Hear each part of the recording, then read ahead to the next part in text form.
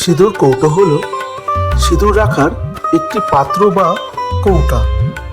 এটি মূলত হিন্দু বিবাহিত মহিলাদের ব্যবহৃত একটি ঐতিহ্যবাহী ও শুভ জিনিস।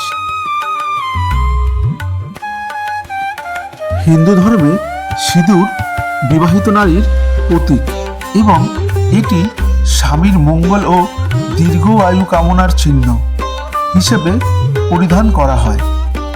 যে কৌটোতে এই পবিত্র সিঁদুর রাখা হয় সেটিও অত্যন্ত গুরুত্বপূর্ণ। সিঁদুর কৌটোকে শুভ বলে মনে করা হয় এবং বিভিন্ন পূজা পার্বণ ও ধর্মীয় অনুষ্ঠানে এর বিশেষ ভূমিকা থাকে।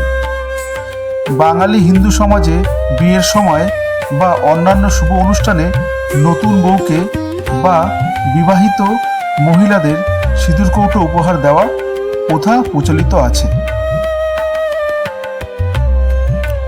এই কৌটাগুলি বিভিন্ন উপাদান দিয়ে তৈরি হতে পারে, যেমন কাঠ, ধাতু, রূপা বা পিতল বা আধুনিক উপকরণ। অনেক সময় এগুলি সুন্দর কারুকার্য করা বা হাতে আঁকা হয়। সংক্ষেপে, সিঁদুর কৌটা হলো হিন্দু সংস্কৃতির একটি অবিচ্ছেদ্য অংশ, যা বিবাহিত জীবনের পবিত্রতা ও ঐতিহ্যকে বহন করে।